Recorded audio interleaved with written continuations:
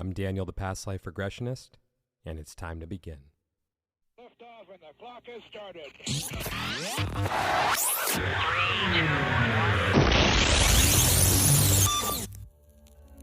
This is Timeless Spirituality.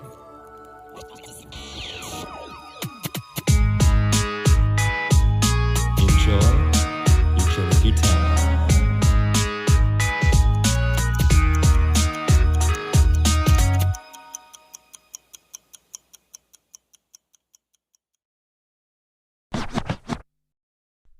Hey everyone, welcome back to Timeless Spirituality. If you like the show, please go ahead and like and subscribe, and if you feel so inclined, you can go ahead and leave a review.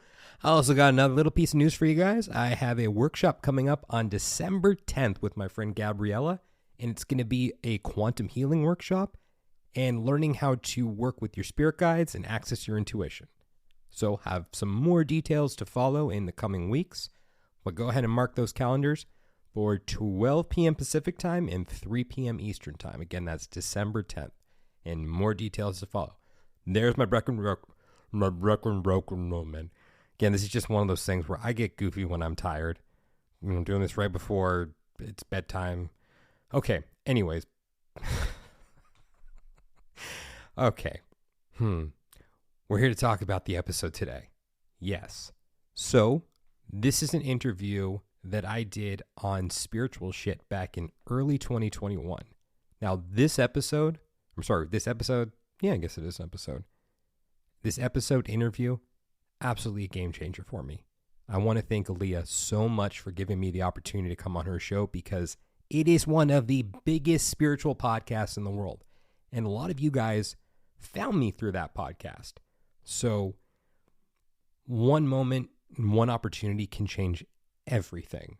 And with that, I just want to talk a little bit about a moment in the podcast. And that moment came when Aaliyah brought up a topic that was something that I hadn't touched on yet publicly. And I remember thinking in that moment, I'm nervous to go here. I'm really nervous to go here. But I took a deep breath. And as I did that, I said to myself, this is the moment. This is the moment when you seize that opportunity and you go for it. And I am so glad that I seized that opportunity and went for it, because I think that, I don't know, I just feel like it was one of those pivotal moments where I don't look back on that experience with any regret. I don't. It was great. And one experience can change everything, and one opportunity can change everything. So seize the moment, everyone. Just seize the moment, because you never know when that opportunity is going to come again. Because here we are almost 2 years later, and I haven't had another opportunity like that yet. Now, that doesn't mean that they're not coming, because, come on. I'm just getting started. So when those moments come, I'm going to continue to seize on every opportunity. And again, broken record time for the second time here. I just want to thank Aaliyah so much for giving me the opportunity to come on her platform, on her podcast, and just share my view of the world, past life regression, and have some really cool conversations. So I hope you guys enjoy this episode. I can't wait to listen back to it again. And there are some other really cool interviews coming up in this little interseason before I'm going to launch season 3 a little bit later in either late November or early December. And yeah, but the other interviews are going to be different from each other. I'm not airing any interviews that are similar, because I want to give you guys some variety. And when I say interviews, I mean of podcasts that I've been on. Okay, I'm going to shut up now because it really is time for bed. I hope this wasn't a big rambling mess, but if it was, whatever, I'm still learning along the way. So with that said, if you would like to book a regression with me to discover who, when, and where you have been throughout time, you can reach me on Instagram at The Past Life Regressionist or my website, thepastliferegressionist.com. And now, it's time to begin.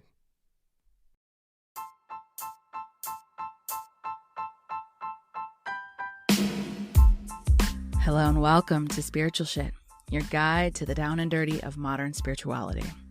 This podcast is a place for people wanting to discover more about spirituality, where we can get weird about ghosts, mediumship, aliens, psychics, religion, new age, awakening, ascension, starseeds, channeling, holistic health, philosophy, and even dating. Some shows will be just me rambling about my mystical experiences and discoveries, while other shows will have guests to open up new perspectives and views.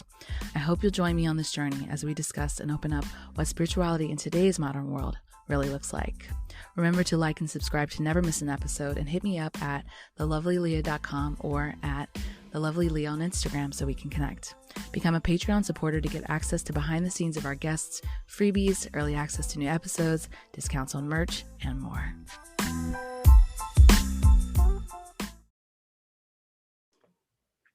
Hello and welcome to another episode of Spiritual Shit. I'm your host, Aaliyah Lovely, and today we have Daniel G here, who is your past life regressionist. How you doing, man?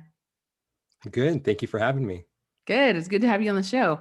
Past life regression is something that I've always been super interested in since my first encounter with it a couple years ago, and I had just started the process of deciding whether or not I believed in past lives. And people had always kind of said, oh, like you seem familiar, or you'd have weird instances and situations where you were very close to something or had an appeal to something. And people were like, oh, that must be a past life thing. And I'm like, what are you talking about? And so when I had my first past life regression session, it was something so insane that it unlocked a different and new perspective of what I could be doing and my purposes and my fears and my traumas that are involved in this life.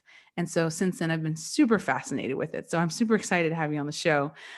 Before we really dig into what past life regression is and all the good idiosyncrasies in that, can you first tell people a little bit about yourself and your story and what got you on this path?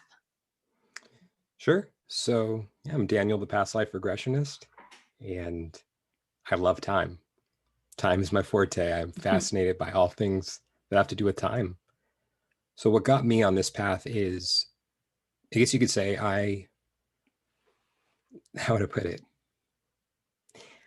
I'm a firm believer in science. Mm-hmm. I have always been a firm believer in science for my entire life.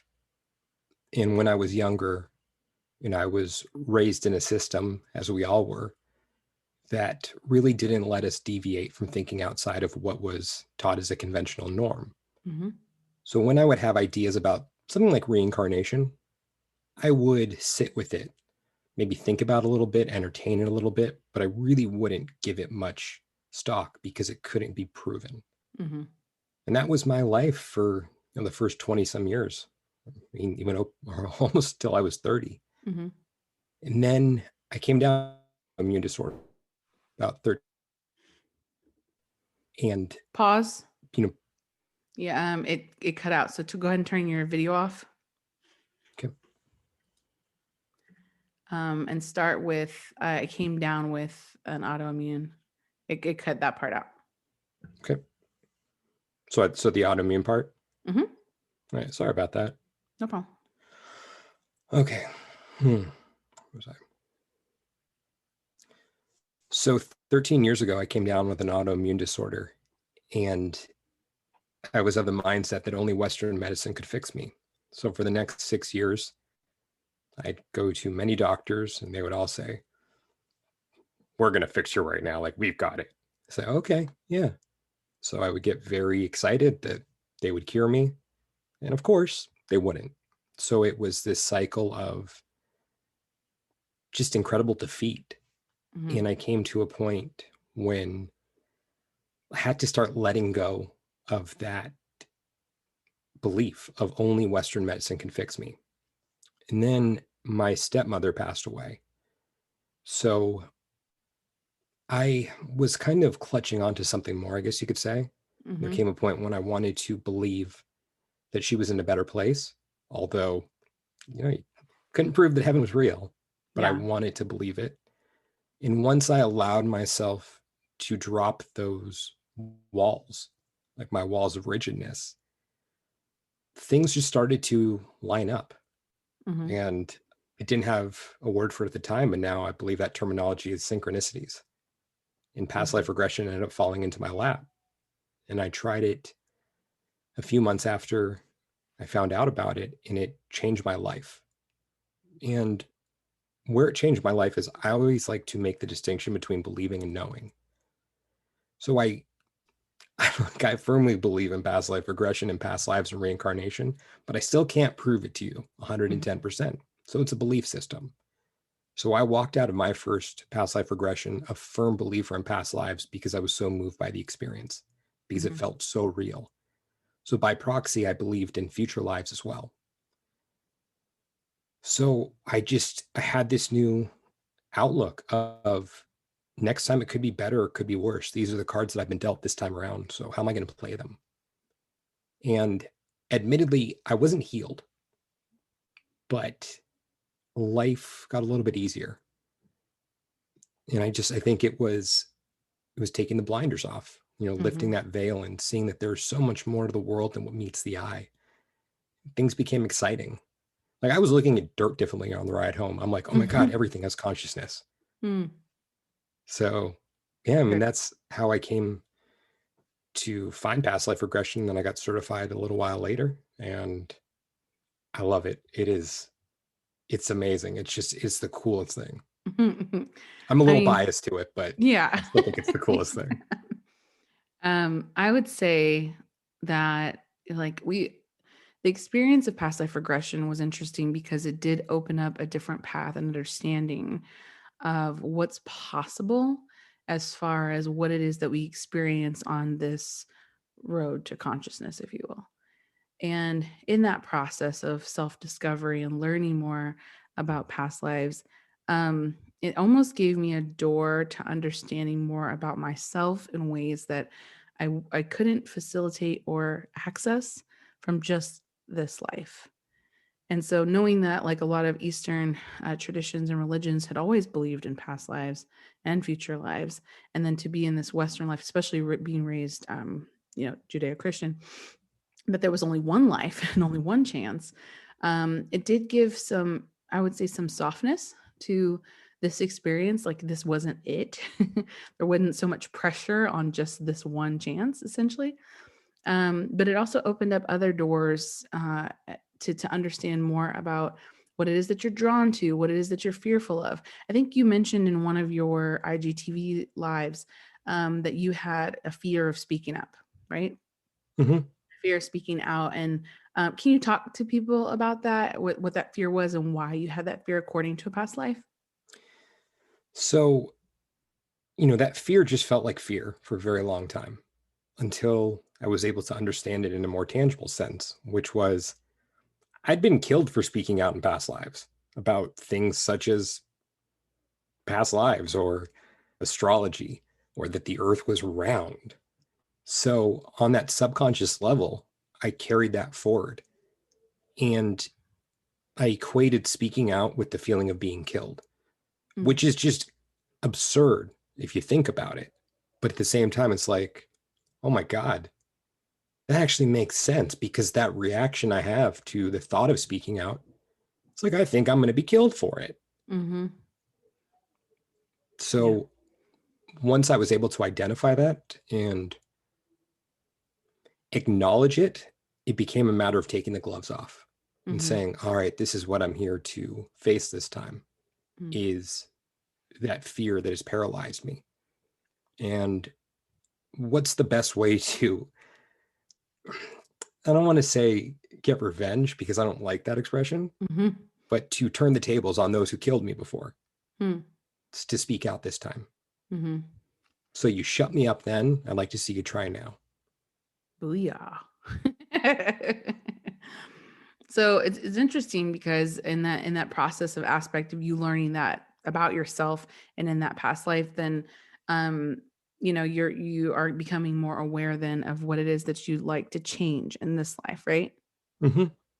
Is that the biggest transformation that you usually see from your clients? It can be. And when I say it can be, it's because like it can be a deeply healing and transformational experience. But at the end of the day, it's up to you what you decide to do with the information that you've been presented with. So you could have it all laid out at your feet, but if you don't want to pick it up and do something with it, nothing is going to change. Mm. And it took me a very long time to even go in that direction because this is something I've had an awareness of for a while. Yet I didn't start acting on it until it's been less than a year. I mean, I Mm. was slowly nudging myself into it, but yeah, so even being on the other side of it, like I'm not perfect by any, stretch of the imagination. Like I still have my lessons that I'm actively learning as well. Well, to give you guys who are listening some insight here, I had a session with Daniel, almost about, was it a month ago or so? Um, by the time this airs, who knows? Probably And a month and 13 days, but who's counting? okay. And so when I had that session, the session was so intense.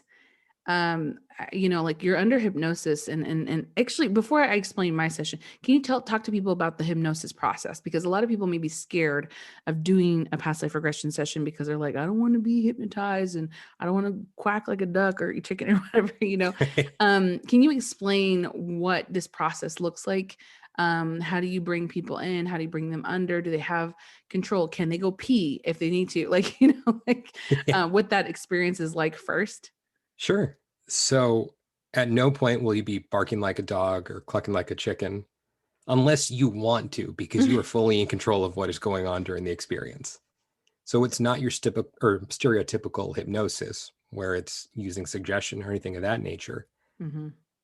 It's I had it presented to me by another practitioner whose name is Tiffany, and she described it perfectly.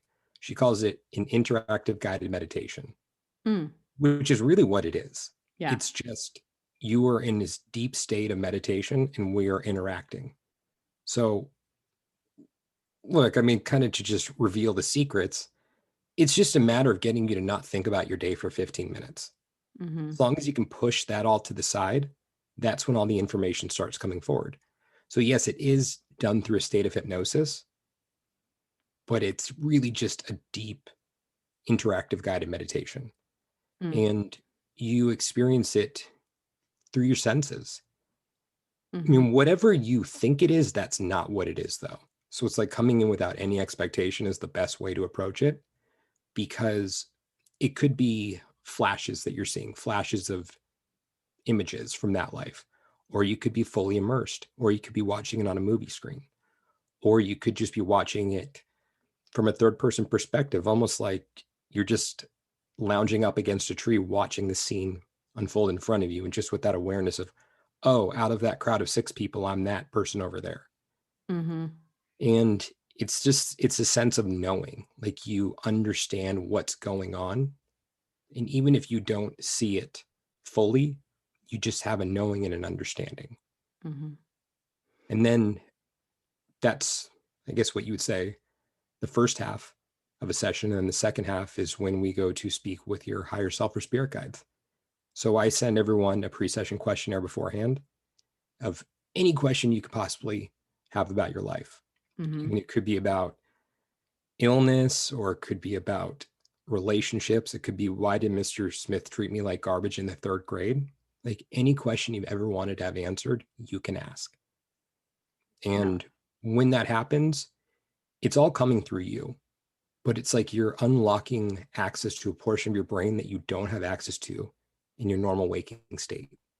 So that's why I also love the process, is because there are people who do past life readings where they will tell you, oh, you were so and so in a past life, which Mm-hmm. I believe that there are genuine people out there who can do it. Mm-hmm. But at no point during this process am I ever telling you, you were this, you were that. Mm-hmm. You are my eyes and ears in there. I'm going off of what you're saying. So you are fully in control of what I will even know. So if you see something that you don't want me to know about, I'll never know.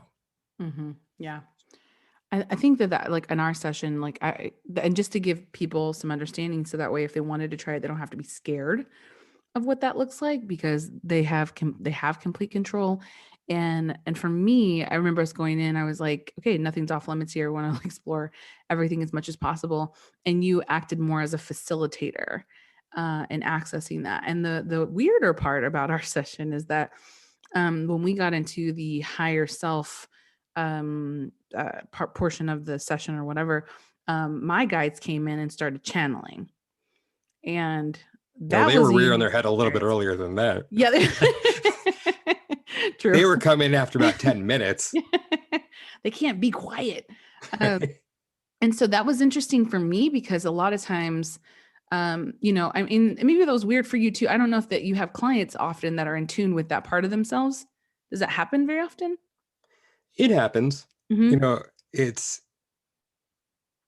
I call it another Tuesday at this point. Yeah. You know, where even during your session, it was like when they were nudging themselves in at the beginning, it Mhm. was at that point I was aware I wasn't speaking to you. Yeah. So also, just for everyone who's listening, that only happened because she allowed it to happen.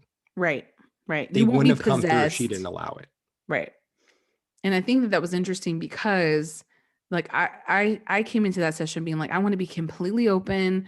I want to be completely just I mean the word is open to what could come through and prepping myself beforehand to see what could be acknowledged during that session. So it's funny because I don't even remember them coming in that early.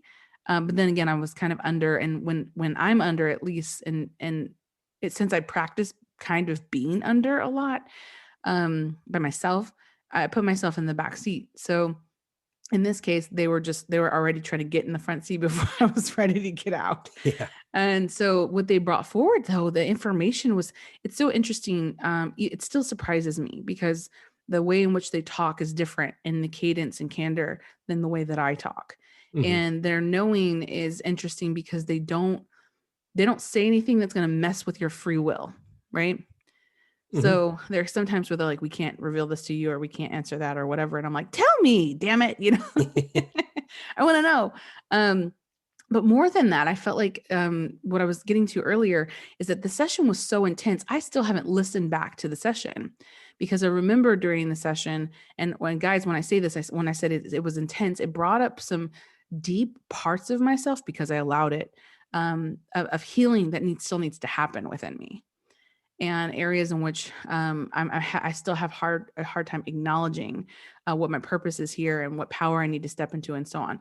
And so Daniel facilitated that. Not only did you facilitate that, but you pushed me. And like, I was like, I can't do anymore. I can't do anymore. This is so intense. And you're like, no, let's keep going.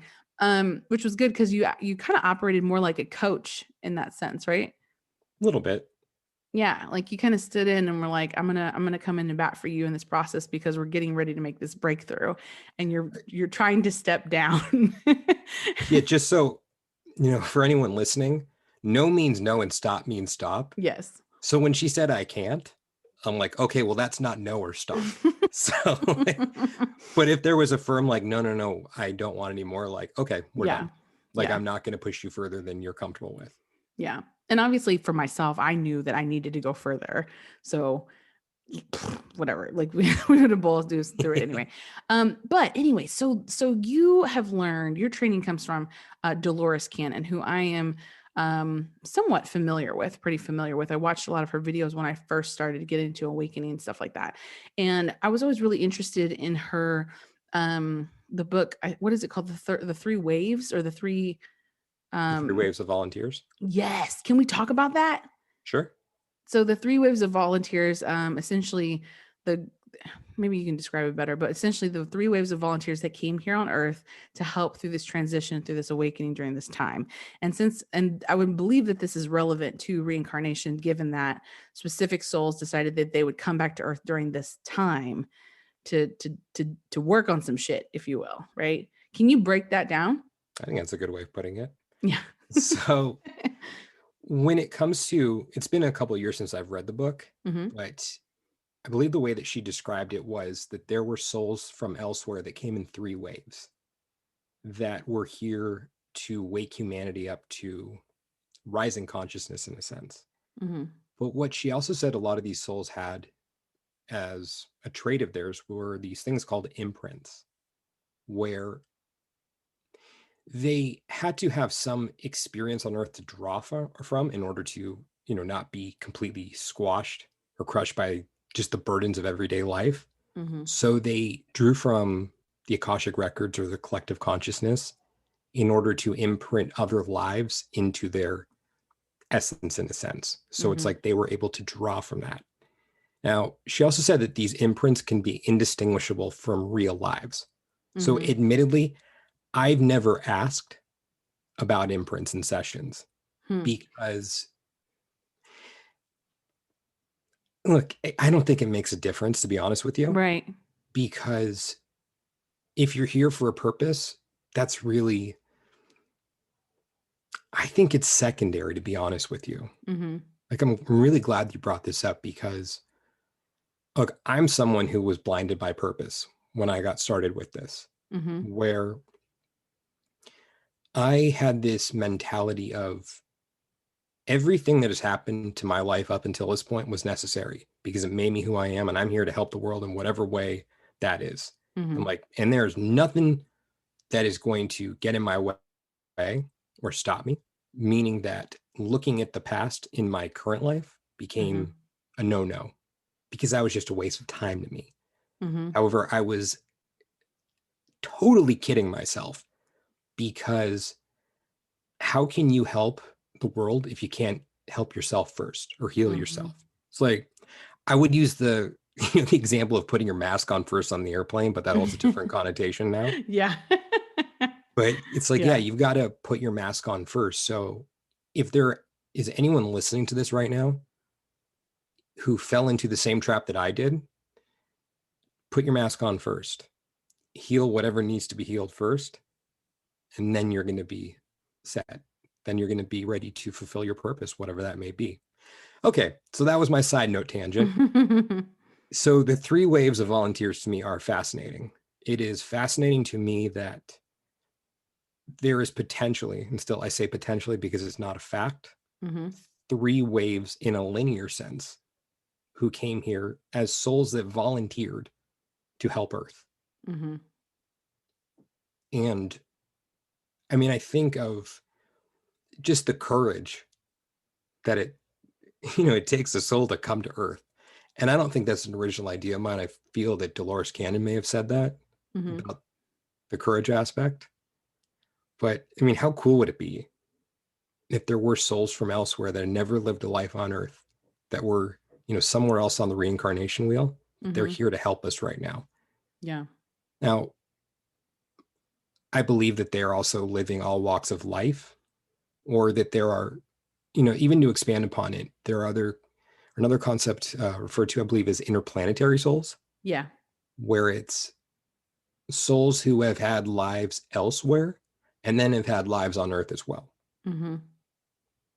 These I feel I'm a little more familiar with because I don't need to ask questions about imprints. So I do come across a lot of people who have had lives off planet. And yeah, these people are living all walks of life. I mean, they are not just, your spiritual gurus. Right. They are, doctors, lawyers, accountants, police officers, firefighters, anywhere that you can imagine somewhere would be, they're there. And it could just be for your session, one of the things that came up was your voice. And that it's not necessarily about what you're saying as much as your voice. Yeah. Being, I don't want to say an activation necessarily, but just holding a frequency that resonates on a deeper level for someone. So, I don't want to make an overgeneralization right now, but in a police department, you may not have an abundance of people who are into spirituality. So if there is someone there, one of these interplanetary souls or a member of the 3 waves, their being in proximity to those people may make the difference. And it may resonate with those people on a level where they are not aware of what is transpiring at the time. It was interesting when I was listening to it because there at some point, and correct me if I'm wrong, maybe misquoting this, but there was a part where she had talked about kind of like beacons, like we were sent. And I say we because as soon as I read that, I was like, I'm one of these people. And who knows? Maybe I'm making that up. But there's these areas in which you think of them like cell phone towers, basically. and you're kind of planted in each one of these areas in order to be in proximity, like you said, to help people, so to speak, activate, if that's the easiest way to understand it. And in this way, funny enough, you've probably listened, at least people who are listening to this podcast understand, I've tried to leave Kansas City a billion times and I keep getting brought back here. And at some point, last summer, I was like, man, this is one of those things where it's like, it's a proximity thing. This is my territory. I'm working this territory. I'm supposed to be here for some reason. And so what I thought was interesting too, that she said about the 3 waves of volunteers is that the first wave would have been, people kind of in like the 70s ish, like freedom movement, things like that. The second wave would have been probably our generation. And then the third wave are the kids that are coming in now. And the kids that are coming in now, I've always said, like, are something else. Like, have you met anybody's children these days? And the way that they talk and how intelligent they are and how empathic they are. Do you have any experience with any children? I mean, all of my friends' kids are still crawling or just learning how to walk. So maybe in the next couple of years, I'll be able to have a conversation with them about the cosmos. My friends, kids are like 10 or around there or something. And I have friends who, their children, they've decided to meditate on their own. Oh, wow. It's not something that they've been taught. Their parents don't really do it. You know what I mean? Like, it's just stuff like that. They collect crystals and, to me, it's the most bizarre thing. Even my bonus children, talking to them, I'm like, oh my gosh, like, what are they taking in? I watch some of their shows that they watch, like Steven Universe, which this is really off tangent, but where they talk about crystals and astral projection and other dimensions and stuff. This is stuff these children are familiar with at 5, where it was like, I never even heard of anything like that until I was 30 something, and they're interested in it. They understand it. They're talking to me about metaphysics at 5. And so it blows my mind. But anyway, back to the 3 waves. So the waves of these interplanetary beings, dimensions, or whatever, who've come in, maybe they've lived lives other places. They've lived life on Earth as well. The whole point, what I wanted to say was, why was there a need to volunteer? That's a good question. Why was Earth in trouble? The stuff I'm about to say, some of it is just my own thoughts and feelings. Some of it is stuff that I've read. So it is just that. It's not fact. Oh, okay. I think we're going to go there right now. Let's go there. Did you guys hear that? The heaviness in his voice when he said that? It's like, I'm going to be killed for this. Like, on this show, we can go there. So like, let's go there. I believe that there's yeah, why not? There's no turning back now, right? Come on, Daniel. Might as well just take that leap. Do it. That there is a darkness that has resided on this planet for many thousands of years. Mm-hmm. In that there is something unique about Earth. Like, I once heard it referred to as the living library. Like, where other, I guess you could call them beings, whether they're ETs or aliens from elsewhere, with a different purpose, where they don't have to worry about paying taxes and going to a 9-to-5 job. Like, they are more focused on on orchestrating the beauty of the universe, where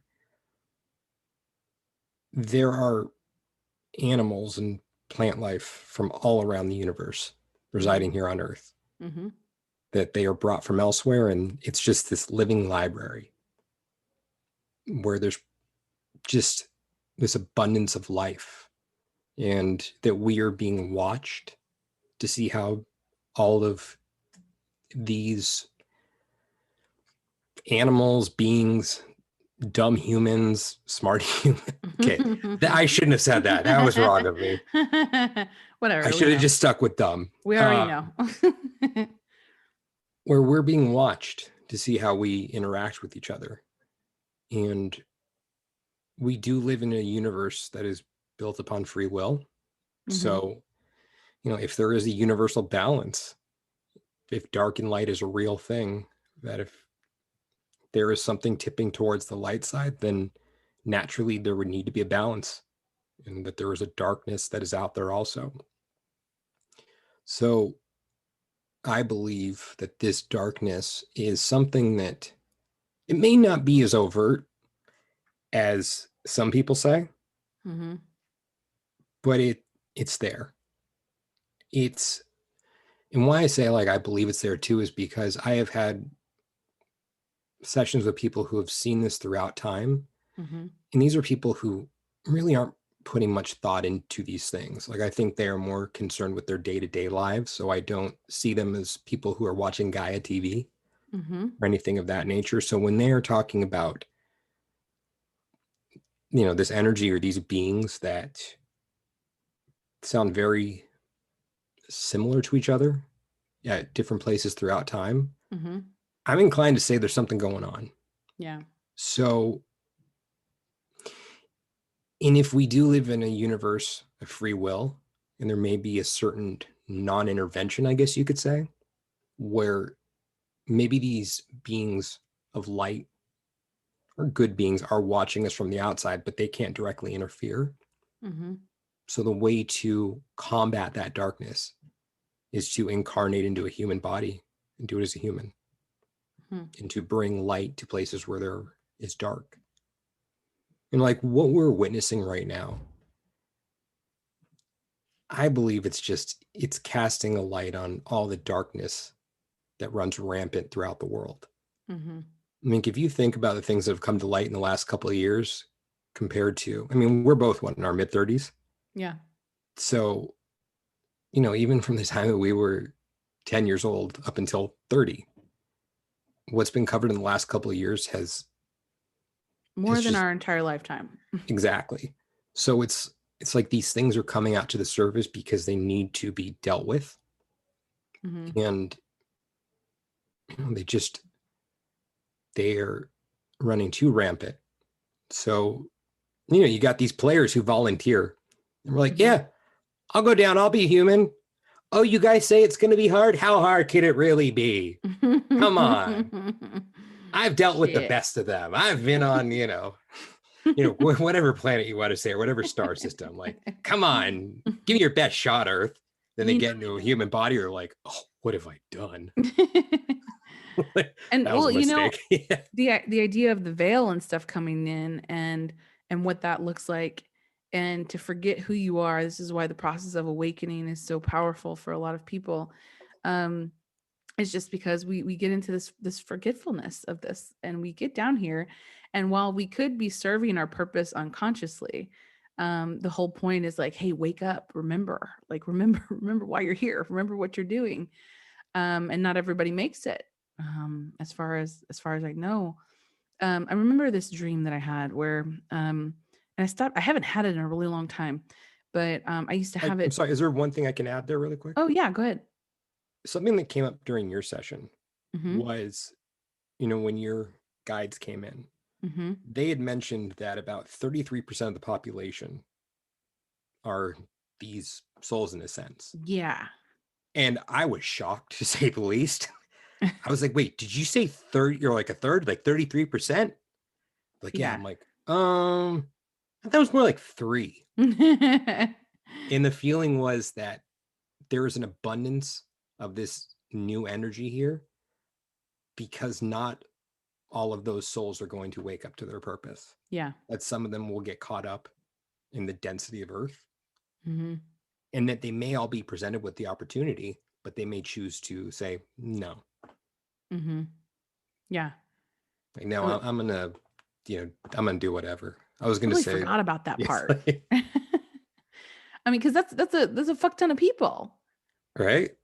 And if that's the case, then the idea of like this whole awakening thing, the process of and I hate using the word awakening because it just seems so damn trendy right now, but Yeah. that idea of like essentially remembering who you are and revealing that process and that purpose, so that way you can become that beacon of light. I mean, those of you who are listening right now, maybe that's that for you is activation. Maybe you're like, man, I'm one of those people, Well, and I'm go sorry. ahead. Well, even with past life regression, like I'm gonna shoot myself in the foot for saying this after probably, But one of the things I've always wondered is, why am I allowed to do this? Mm, Because if we come into these incarnations forgetting, there's got to be a reason we don't remember. mm-hmm, So why the hell am I able to do this? What mm-hmm. universal law is allowing me and thousands of other people to be past life regressionists? So That's a great question, because if that's the case, if we are here to forget, or why are we here to forget? Like, let's chew on that concept for a second, because if that's the case, awakening, this whole process of what awakening is, um, what if it's a sham? I don't think it is, but the idea of like, remembering other things and how that can help us progress to essentially deeper healing or having more understanding. And maybe this was something that wasn't accessible to people in other waves, because, like past life regression wasn't, I don't think, a thing 20 years ago, or not to this level not, anyway. yeah, not to the extent it is now. Right. So there must be a reason, like maybe because we tend to think of systems as if they're perfect, right? We tend to Mhm. think of like external, universal, alien systems, whatever, like they got it all figured out. They're super smart. They're much smarter than us. But what if, in fact, the first wave came and they were like, oh shit, they all just did a bunch of and got like super wasted and didn't remember what it is they were supposed to do. So when the second wave came, they were like, okay, like maybe we need to facilitate, maybe they're tweaking things, you know what I mean? Mhm. And so I in could this think, yeah, wave they could train, have been the way, or the trendsetters in a sense. yeah, Maybe not the trendsetters, but but you know, like, like the change makers.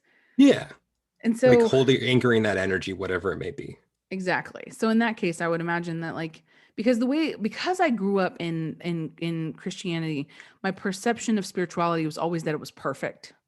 That there was always a reason and a rhyme, and there was a perfect, like, this will have to work out this way. But what if it's a giant experiment? And if it's a giant experiment, which required people to volunteer in the first place, which means that we weren't necessarily meant to be here, but we chose to be here, then in this process, there are ways that this can be fucked up. There Yeah. are ways in which this is not a perfect system, but this is a way in which, maybe the Galactic Federation, if those of you guys don't know what that is, essentially, there are people that believe that there is a group of, like, a jury, a government almost, of people, light and dark, who watch over the earth and make decisions like government, kind of. Um, and if that's the case, they're watching this grand experiment. We're down here, these avatars essentially playing the video game. And, sometimes it's dun dun dun dun dun dun dun dun dun. We've reached the end of, some people are too young to understand that reference. We reached the end of our video game, and we didn't finish the mission, or we didn't save the princess or whatever. So, maybe taking away We're the, talking about Super Mario, right? yeah. Okay. But maybe that's the case where it's like, it's not a perfect system. It's not a perfect experiment, if you will. This process is this volunteering that we came down here to do. And even the process of past life regression is a tool to help us understand why we came here, or what it is that we're doing. And in some cases, for some of us, like, because I know in a couple of my past life regressions, I've had lives on other planets. I was some blue person that kind of looked translucent, that didn't have a mouth. Like, we didn't need mouths because we spoke in, telepathically. And when we had, like, came together to have a child, we would come to kind of like a jury, and we would decide what the purpose of the child would be and all that kind of stuff before we would manifest it. There was no sex because it wasn't needed. Like, you could just think something and there was. And so to be in the human body, even the process of volunteering, there's this idea that many people lined up to get here because it was like, oh, I can feel something. I can feel pain. I can feel musty sex. I can feel, like these experiences and these feelings that we don't necessarily have access to in other types of bodies. And like you said, with like the living library, there's all these experiences to be had on Earth. So in a lot of ways, it maybe was something that we looked at as, uh, like beneficial, advantageous, even like, oh, this is going to process and catalyze our growth so much more. Let's get down there. You know what I mean? Like, I had a session with a person, I want to say it was probably about a year or two ago, and they saw themselves as a ET, Mm-hmm. and they came from another planet. And then when they got to Earth, it was like they were all out of whack. because of the density Mm-hmm. of whatever energy was here, and they were like experiencing emotions that they hadn't experienced elsewhere. So it's like, oh my God, what are these things I'm feeling? Mm-hmm. And like you were mentioning earlier about it being an imperfect system, Mm-hmm. which yeah, that's probably the case. Sorry, anything is perfect, but if let's just say that the system was designed for these souls to come down and jump into these avatars to have this experience, but it was designed so they would fix their mistakes, that they would break patterns. But then they got down and you're like, no, I don't want to do that. And they kept repeating the same mistakes. And Mm-hmm. the same mistakes kept creating a density that they were carrying around, like a heaviness. Mm-hmm. And like, what if the tipping point just happened when, let's just say, like, I don't know about the Galactic Federation necessarily, but let's just say that's what it was. Mm-hmm. And they're sitting there, in their recliners, like, up on Mount Olympus or whatever. And they're like, all right, they're going to have to remember. Like, Yeah. it's the only way to have them released. What This are we is going to taking call too it? long. Like hubba hubba? No, that doesn't sound good. No. How about past life regression? Yeah. Yeah, let's call it that. That's going to be the thing that's going to help people remember, so we can release some of this density that's residing on the living library. And they're like, okay, yeah, we're going to have a couple people who are just going to discover it, and then they're going to spread it around the world. And then once you get down the line, there's not just going to be a few people or hundreds or thousands. There are going to be hundreds of thousands or millions of practitioners. And then everything is going to change once these dumb humans remember why they're here and what they've been carrying around for so long. And then a lot of them are going to remember, and they're still not going to want to do anything about it. Why did we give them free will? Right? Why did we mess it up back then? We should have thought about this when we designed the whole system. I mean, I could definitely see it going down that way. I mean, the shit that we see happen in the world, I'm like, this can't be a perfect system. Like, there can't be a reason for everything. Now I know that there are universal laws and how they operate and how to play with them essentially, but in my mind, I don't think like when they designed this, that this was their intention. If that's the case, I want to run just a random thing by you because I think this is an interesting talking point. I was watching. I do love humanity as much as I bag on it. So just to throw that one out there. I'm very compassionate. Yes. So there was a video that someone sent me one time that said the moon is actually a false light. It's not actually a planet or something or whatever. And it's like a thing that gathers the energy of people on Earth, essentially. And the moon, and sorry, this may be a tangent topic, but the moon essentially I'm getting excited. It's okay. gleans energy from us, especially negative energy, and that whatever evil or low vibrational system set this up as a type of slavery for us. And I know that we've talked about in the past episodes where we talk about Anunnaki and how they're the ones who came from the heaven, essentially were an alien race group who came here to harvest gold. And because they were like, man, this is going to take a lot of work, they essentially hybridized monkeys into humans to get them to do the work and think that like we're also doing you a favor, like we're advancing your species, but we also want you to work for us or something. So we end up becoming the slave race basically on Earth. And so what this video had said was that the moon actually, like we've been tricked into worshiping the moon essentially, but this process of everything that happens on Earth and how imperfect it is and all the jobs we go to and the stuff that we go through is a harvesting of a type of energy force that helps fund or fill up or whatever this other alien race. Okay. And then what happens is when we die, they said that the going towards the light, quote unquote, going towards the light is the pathway back into another reincarnation to continue the slavery. And so the video was saying like, when you die, don't go into the light, go the opposite way. They'll have people who look like your loved ones. They always say loved ones greet you. So you'll go in that direction.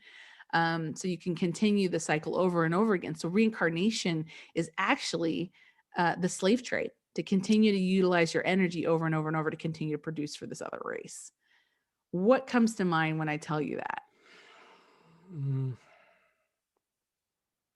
It seems too close-minded. I mean, not Mm-hmm. close-minded. It seems too Earth-centric Mm-hmm. because, like, you've lived lives elsewhere. Like you said, you've seen Yeah. yourself on other planets. So that, I can't really comment because I haven't seen the video, Yeah. but it just sounds like that's saying that reincarnation is only here on Earth in a sense, Mm-hmm. or that cycle only happens here. Which, Mm-hmm. look, anything is possible, and but I will I just say wanted to that float you the idea because like I'm always interested in like counter ideas. It's not something I necessarily oh, believe in, but like I I'm gonna thought, throw you a wow, curveball in a second. please go for it. But then again, I am someone who is only using the human brain, so I can only view things through the lens of what that human brain is capable. Mm-hmm. So then I like to take it a step further and say, okay, what lies outside the possibility of what I can comprehend? And Right. just because I can't comprehend it doesn't mean that it doesn't exist. Right. So when I look at the moon, I think, wow, that's beautiful. It's crazy. It's beautiful. I do know a little bit about astrology. Mm-hmm. So I do see that the moon, there's energetic properties to it. It's Yeah. almost undeniable in that the moon cycles do affect us. So there is something going on there. Mm-hmm. But then when you look at a full moon, why does it basically appear to be the size of the sun? Why are they almost identical? And when you have an eclipse, that it covers the sun just perfectly. Mm-hmm. When you have the moon, which is, what is it, little over 250,000 miles away, and then you have the I sun, don't which know. is, what is it, 93 million miles away. Yeah. So you have these two bodies, one which is much smaller than the other, separated by these great vast distances, yet they appear to be the same size in the sky. Mm-hmm. It seems a little too perfect to me. Mm-hmm. So let's just say, I mean, I don't really like to go with labels, but let's just, for right now, let's say Anunnaki, right? Mm-hmm. What if the harvesting of, the emotions, or what is it, or the reincarnation cycle was a way to keep us in slavery? What if that's just human logic? What if it's something more than that? What if that is part of the equation, that Mm-hmm. they are, vile beings that want to keep humanity enslaved?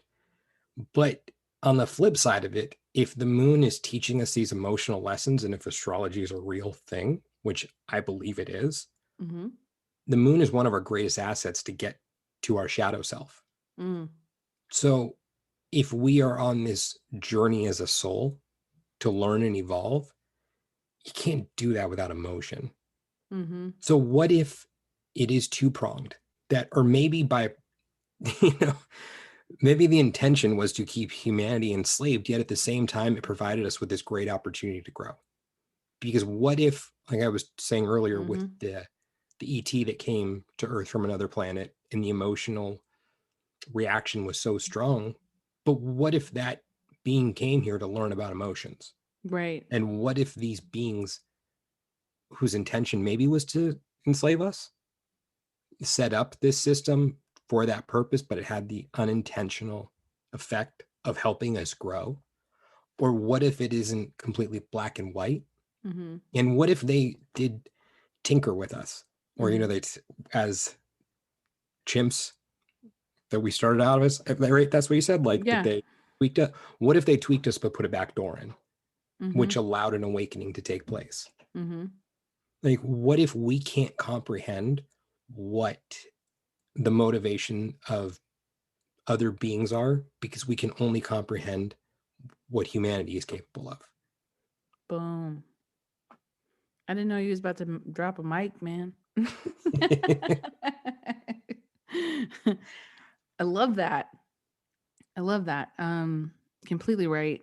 Did that answer the question? Yeah, like, I mean, because I was just tossing you an idea to see what you could do with it, and I didn't know you was going to spin it into gold, but okay, here we are. Thank you. I think that's a really beautiful idea because, I remember even in church, what the devil meant for bad, God turned into good, and the idea that does happen. And we talk about it a lot here is like, the things that we think that are negative things are often catalysts for our growth in really beautiful and wonderful ways. So it's not necessarily because it was funny when someone sent it to me and I saw it, I was like, this is a fear-based thing. Mm-hmm. And I don't really want to entertain the idea of like someone or whatever this was trying to say. I want to entertain it for the sake of counter thought, not to be an echo chamber all the time. But I also was like, this doesn't resonate with me in the sense of like, what's the message here? What's this trying to tell me about my reincarnation, about what lives I'm having to live over and over and over? And what does it look like for me to be in a space of learning and progressing this journey of my soul? I saw recently that you had posted on Instagram that book, Journey of Souls. Mm-hmm. Someone had sent that to me.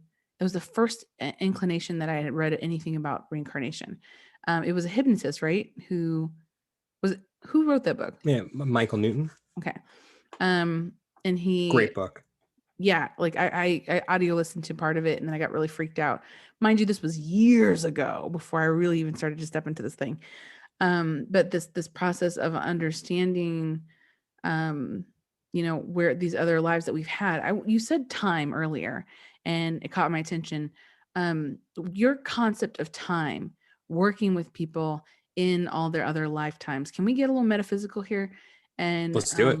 We talk about past lives, but do you have any perspective on whether those lives are actually in the past? Are they parallel lives that we're living at the same time?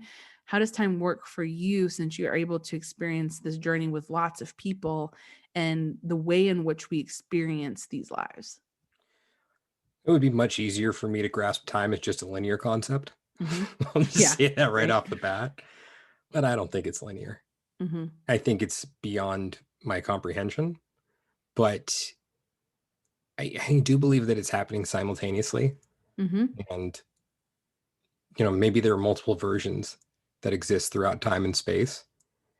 And I can't tell you for sure that I won't reincarnate in my next life into 1623.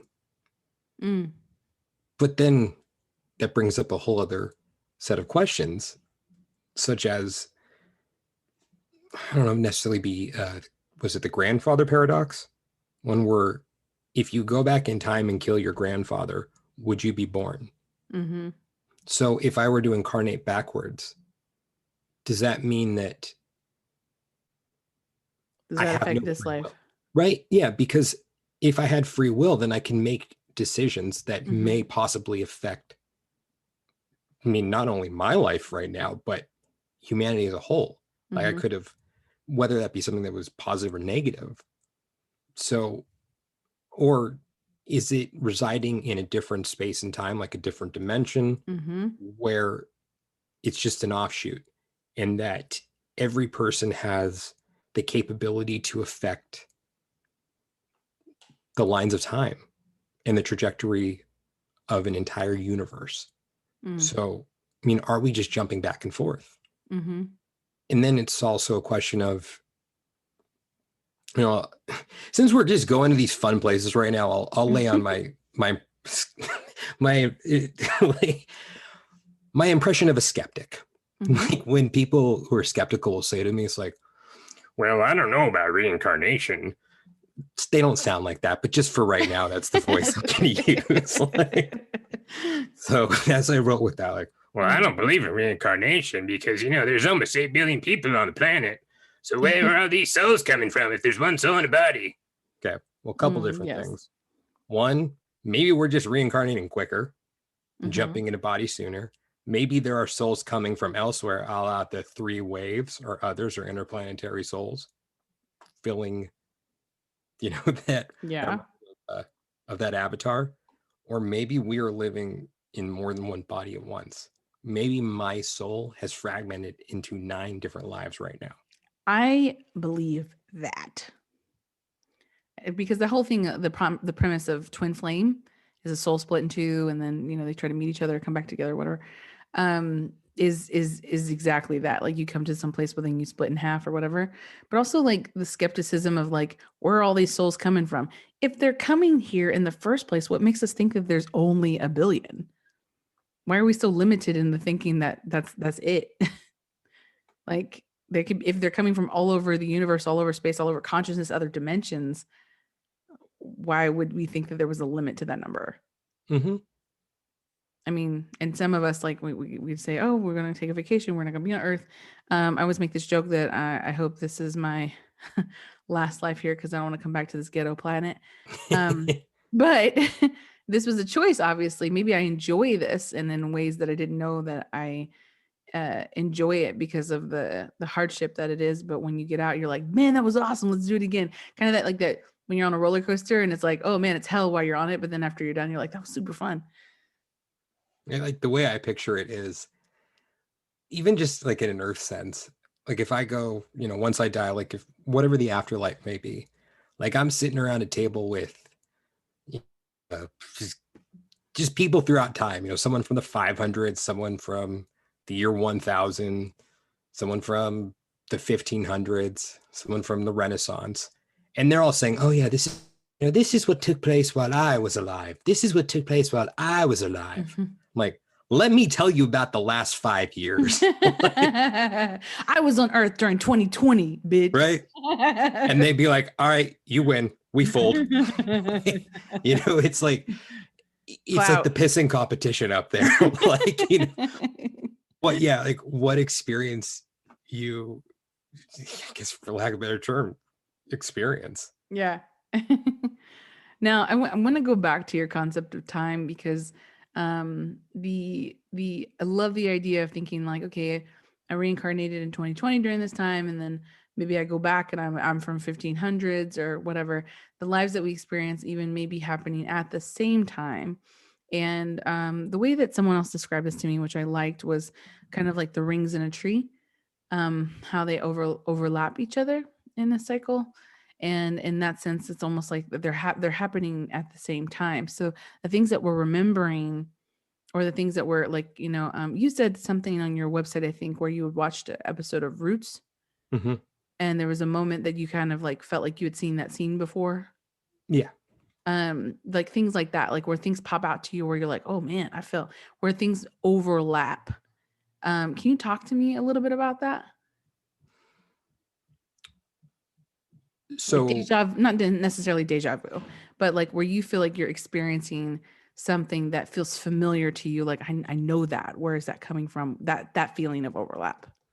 So yeah, for me in Roots, what happened was when I believe it was in the 5th grade, when we were watching Roots in class, I had this distinct feeling that I'd watched it before. Mm-hmm. And I'm like, wait, I have seen this before. This scene where this slave was being thrown overboard, I've seen this very thing before. But that was what it was. It was just like, oh, is it deja vu? Is that what this is right now? And it was something that I guess I sporadically thought about from time to time. Just like, oh, I remember that feeling watching Roots. Oh yeah, huh. And then it just went away. Mm-hmm.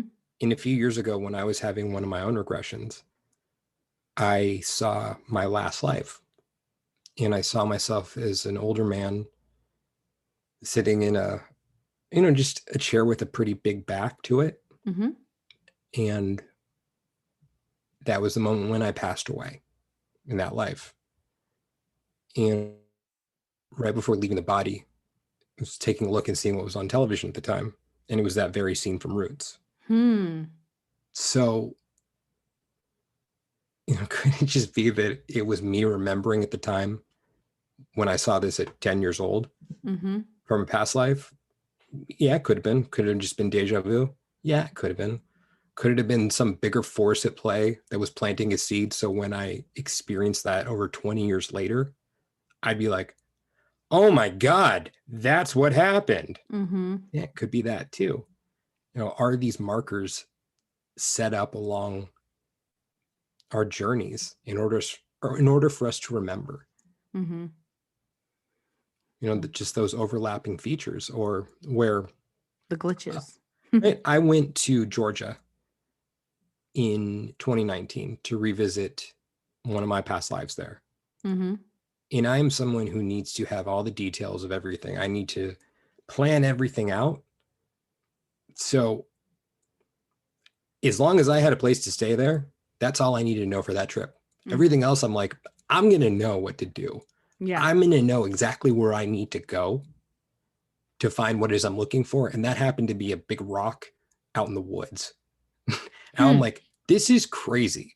I am jumping on a plane to fly across the country to look for a rock in the woods without a map. And I found it. Weird. I knew exactly where to go. Yeah. Granted, it was only about half a mile from the main road, but it's like I knew where to But go. half a mile from the main road of where? You flew to some other state. Oh, I mean, it was in Georgia, and it was near Stone Mountain, Georgia. Uh-huh. So very distinguished landmark. Okay. Which I had seen when I left the body in that life. And I later asked, why was this the first life that I saw? Like, I'm sorry, let me clarify that. It was a question I asked my higher self in a subsequent regression of mine.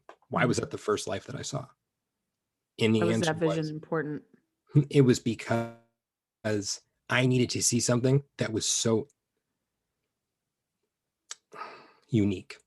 I mean, that landmark that is just so unique that it is not something that you can mistake for something else. Right. Because it's this big old stone mountain that's just shaped like a dome out in the middle of nowhere.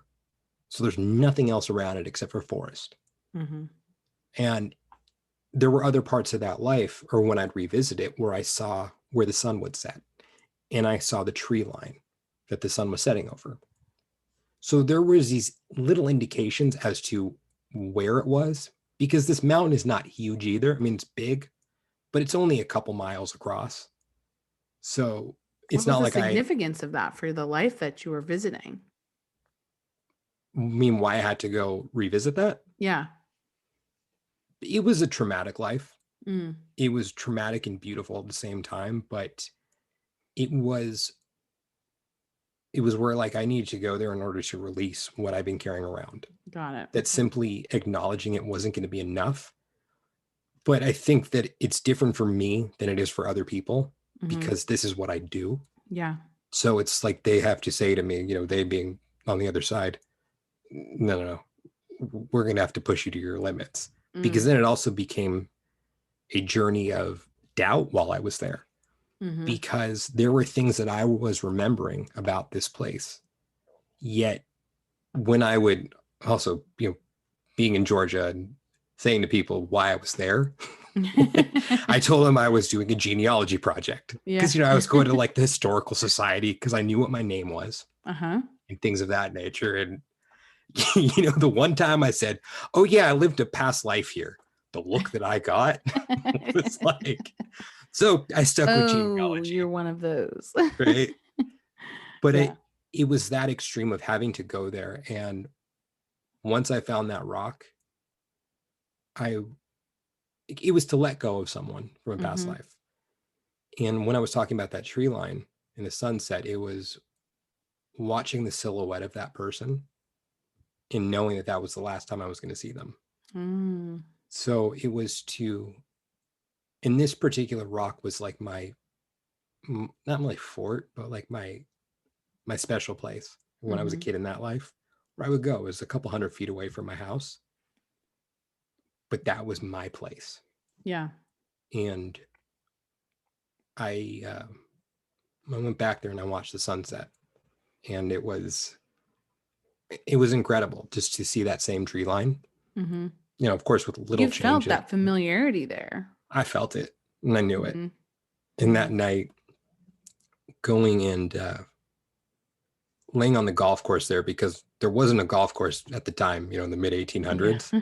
And the place where my house is now an artificial lake. But everything lined up perfectly for me to be at that very location. And when I watched the stars the last night I was there, like I was only there for 2 full days. Uh-huh.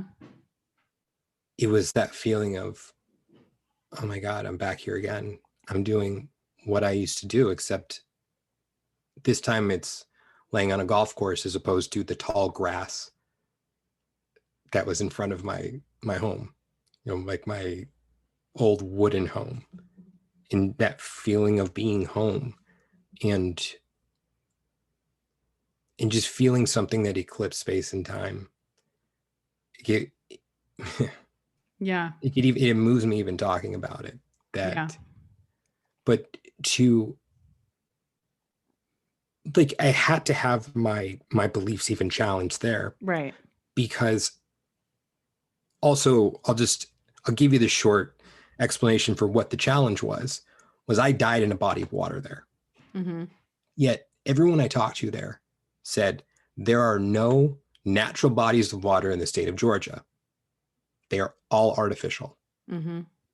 And I'm like, no, my uncle told my great uncle, like, sticking with the genealogy story, Yeah.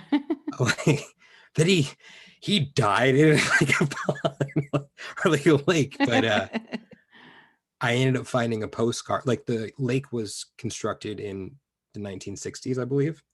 And I found a postcard from the early 50s that showed a smaller body of water right near where this would have been. Interesting. But it wasn't like a gigantic lake, but it was enough where I could drown in that body of water. Like, it was that deep. It may have only been a couple feet. And so you had an opportunity to access through your past life regression this very real situation that happened, and then you were able to go to that place and find proof of it. Mm-hmm. So And cool. the place I found it, I'll just say it was a place I didn't want to go, because there's some things I don't necessarily agree with in that part of town. And Imaginable. yeah, and there was a name on this place that I had to go to find some of this information, where I'm like, well, I'm gonna have to go there. And I couldn't find what I was looking for. And I was walking out of that place with my head down. Like, I kid you not. Like, it was just, you hear the horns in the background, like, bum, bum. Yeah. But this voice said, go back, Mm-hmm. look to your right, turn around and look to your right. So I'm like, oh, fine, whatever, looks to my right. And that's where I found the postcard. I glossed over it before. And I'm like, thank you. Because had I not found that, I may not be having this conversation with you right now. Mm-hmm. Because I'd be like, what am I doing with my life? How can I possibly be facilitating these journeys for people if I've been led astray? Yeah. But I had to have my belief challenged, and to have that perseverance, Mm-hmm. and that knowing of, no, this is real. To get to But that still, place. like, I can't prove it to you, though. All those things could just be coincidence. One hell of a coincidence. Everybody, when people talk about coincidences, I'm like, let's replace that word with synchronicity, please, because coincidences is just, to me, a skeptic word. And in my belief system, and everybody can just like completely disagree with me here, but in my belief system, the coincidences, sometimes they're too close to be coincidences in the first place. Coincidences is for us to negate what we're seeing here, because it's so fantastical that we like the belief of that it would be something more scares us. So in this essence of like what it is that you discovered or whatever, yeah, we can't prove it, but I do believe you experienced this pretty significant synchronicity that puts you on a path to do this type of work. And in you doing this type of work, you were able to bring people to places that show them not only their past lives, but connections to their higher selves in ways that expand the way that they think about themselves, that they're not these limited bodies without souls that just die at the end of everything. It, to me, opens up hope. It opens up healing. It opens up, areas of baggage of things that we've covered and carried in order to move forward and expand and grow. I've had 3 of these sessions now, and like each one of them is so intense. It takes me a year to kind of go through and process them. And even like out of my first one, the very first one that I had, I recovered a life in Cairo. and that life being super important. And that my name was Claire Euphemia, and my greatest love was Obed Umdomnia. I believe the partner that I'm with is my partner David is Obed Umdomnia, because the first time I met him and we talked, and really early on, we decided, or he had asked me what I would name my kid. And I'm like, you're crazy. We've been together for like 2 weeks. I said, never let myself think about it. And he says, what about Cairo? And I had like this visceral, like, whoosh, that just hit me. And I was like, holy cow, this is that guy. We live this life there, whatever. So we talked about it, and expressed to him his belief set is not, he entertains past lives, but he's not as involved in it as I am. But we did talk about our familiarity or whatever. And I was like, this can't be such a coincidence. That then I went online, and there was this other sign. I talk about it in another episode, where someone had said something about Cairo, and it was like within minutes of us discussing this. And I said, this is not a coincidence. This is a massive synchronicity to get my attention. This go back and look at the postcard thing for you. You know what I mean? Like the things that happened that could have been, I know everybody's had a situation in their life where they've they've looked at something, or a little voice says to them, go back, or swipe right, or, whatever that thing is. And it's like, if I just didn't do that one little thing, how different my life could have been. Right. So in this way, I believe that those synchronicities are incredibly powerful, and incredibly thankful that you're able to share that with us as we round up our episode. We're going to head over to Patreon now because we're out of time. But I just want to ask you a lasting thought for people who may be interested in this, who may be fearful of what it looks like or whatever. What is a connecting thought that you can offer them right now? You will never be shown what you can't handle. I mean, it's my belief, but I've never had someone say after a session that was too much for me to handle. Just like for you, it was a lot, but it wasn't too much. Like, you will only receive what you can handle. And on the flip side of it, you may be surprised how strong you actually are. Because you may think that when I say you, I'm not, I know. It's just a generalization. Yeah. Where, I had someone recently say to me that they've seen themselves as frail for their entire life. Yet what they uncovered, I'm like, damn, like I couldn't handle that. And so it's like, it shows you how strong you are at the same time. So you will only receive what you're ready to receive and what's best for you to receive. They know, like, your higher self and your guides, who are really running the show, in my opinion. I'm just the dude asking questions, but they're the ones who are providing you with the visuals. Like, they know what you need to see. So it could be just a very simple life that they show you with some relevance to your life now, where things will make sense. But even for me, I didn't start having my intense sessions until 3 or 4 years into when I started doing past life regressions, because I wasn't ready for it at the beginning. So you will only receive what you're ready to receive. Beautiful. Well, we're going to go over to Patreon, and we're going to talk about what my guides told you in my past life regression session. But before we do that, can you tell everybody where they can find you? Sure. I'm on Instagram at the Past Life Regressionist, or my website, yourpastliferegressionist.com. Beautiful.